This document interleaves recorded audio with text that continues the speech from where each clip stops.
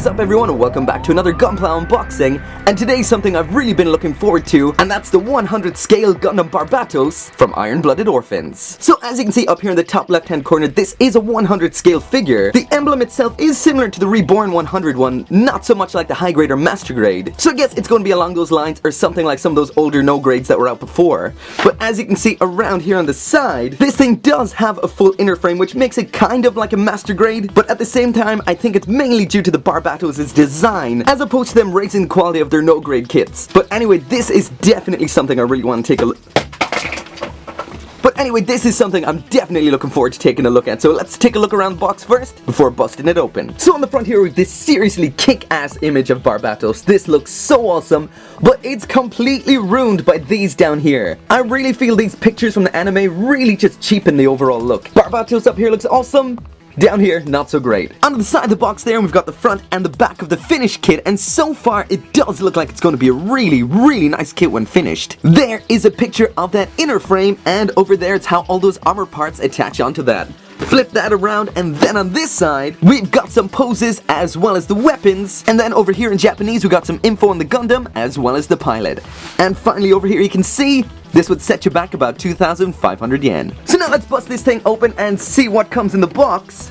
Get that out of the way first. And first up, inside this bag, we've only got the one runner, as well as the stickers. And so far, that looks pretty bad. As for these stickers over here, for me, they kept falling off the high-grade 1:144 version. And this big, huge sticker, that is from the barrel of the cannon. And again, I have the high-grade version of that, and that didn't look so great. But the one thing that really stands out to me has to be these yellow ones here. They are going to look absolutely terrible. So if you're into painting your kit, then that's what you're gonna want to do here.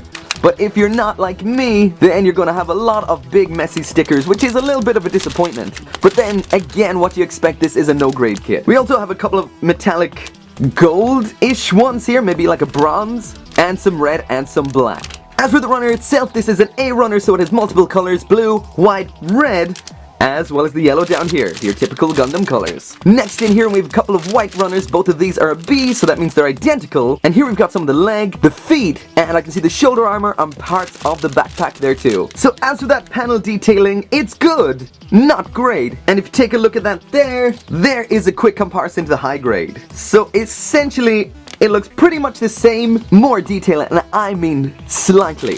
But there is a bit of a difference. It's not just straight up scaled up. Actually, these parts right here show that it's definitely not just scaled up. As you can see, this part here on the leg of the high grade Barbatos, this is all one section. But on here, this is one part, and I haven't gotten to the grays yet, but it might be on that, so let's keep an eye out for that one.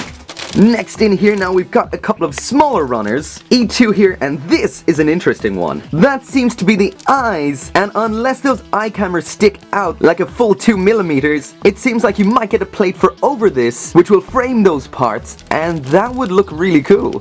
So far I haven't seen it, but if that's the way that is, that will look pretty good. We've also got a black one back here. This is E1, and if I'm not mistaken, those are those leg parts I was talking about earlier, and it looks like we might have another bit of color separation in here for these segments. So far this is looking a little more detailed than I was expecting. On to the next one. And in here we have a whole lot of gray. A lot of this kit is the frame, if not the majority.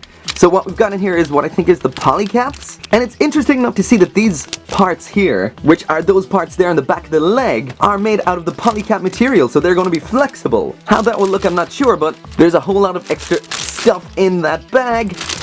Parts of the legs and the arms. And the last set of runners in here is this. And in here we seem to have a lot of the torso, parts of the head, and the arms. And the detailing in here actually doesn't look all that bad. On some parts it actually looks half decent. This really does seem like it's going to be somewhere between a master grade and those old no grades. I haven't seen a lot of the Reborn 100s, but from the one I did see, that was pretty awesome, so I'm guessing it's going to be along those lines. And then finally in here is the manual, so let's take a quick look at that. When I took a look at the box, I didn't show you this text here. I didn't read through it, but if you want to read that yourself, then just pause that there and have a read. Sadly, not Englishy like I hoped it would be. A little bit awkward, but not too bad. So let's move through this pretty quickly. So on the first page there, a lot of info and pictures like we've seen on the side of the boxes. There is a overview of the runners. Moving over then, and this is the frame assembly. So it looks like on this one, yeah, you assemble the frame first. That is pretty cool. That I really like. Assemble the frame first and then attach the parts on later. That, again, I'm impressed. Yep, this section here, body armor, so that's attaching all the armor to the frame. I really like the diagram in the center here.